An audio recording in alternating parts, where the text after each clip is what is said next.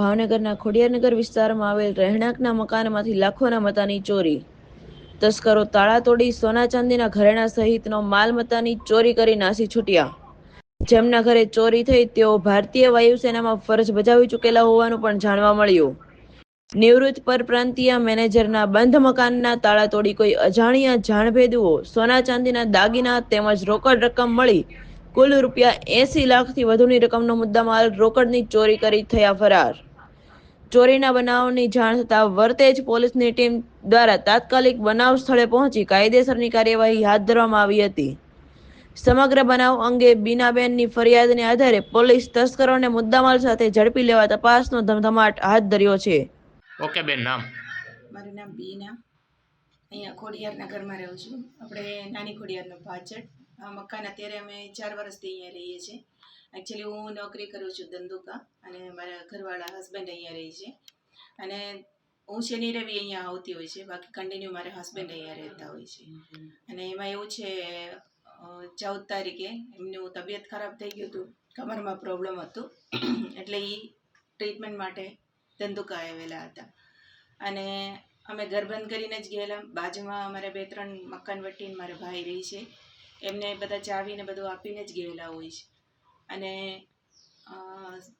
મંગળવાર સવારે મારા ભાઈ અહીંયા પાણી પાવા માટે આવે છે, ઝાડવાને ને બધા. એટલે એ સવારે 9 વાગે આવ્યા ત્યારે આખું તાળું તોડેલું નીચે પડેલું હતું. એટલે અમને જાણ કર્યું. અમે ધંધુકાથી તરત નીકળી ગયા અને 11 વાગે અહીંયા પહોંચી ગયા હતા. અહીંયા પહોંચી ગયા ત્યારે તાળું તોડેલું હતું, અને અંદર બધું કબોર્ડ બધું તોડેલું, અને એમાં જે હતું એ બધું વહી ગયેલું. શું સોના ચાંદીમાં શું વસ્તુ હતું બેન? સોનામાં તે 250 ગ્રામ જેટલું હતું મારે સોનું, અને ચાંદીમાં તે 100 ગ્રામ જેવું ચાંદી હતા, ને રોકડ થોડુંક 9.5 લાખ રૂપિયા જેવું હતા. અંદાજે કેટલા રૂપિયાનો સામાન ને વસ્તુ કે બેન? બધું થઈને 35-40 લાખ ઉપર તો ગયા છે.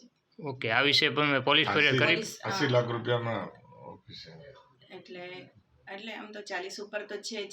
હજી અમે મેક્સિમમ હજી લોકોને ઇન્વેસ્ટિગેશન ચાલુ છે, એટલે ટોટલી હજી અમને ખબર નથી. અમે હજી ટોટલી જોયેલું જ નથી, ને હજી જોઈને આવે છે એટલે ખબર પડે છે આ મિસિંગ છે કરીને. અત્યારે કેટલા લાખની ચોરી થઈ બેન? એટલે 40-50 લાખ જેટલા તો મિનિમમ થઈ ગયું છે. હજી અંદાજ અમારી પાસે જે અમારે ઓર્નામેન્ટ્સ ને બધું લિસ્ટ છે એ જોવે તો બાકીનો ખ્યાલ આવશે. અને પોલીસને જાણ કરી, અને પોલીસથી પૂરેપૂરું અમને સપોર્ટે મળી ગયું છે. એ લોકોને બધા અમને અત્યાર સુધી આજે 3 વાગ્યા સુધી બધા ટીમ અહીંયા હતા.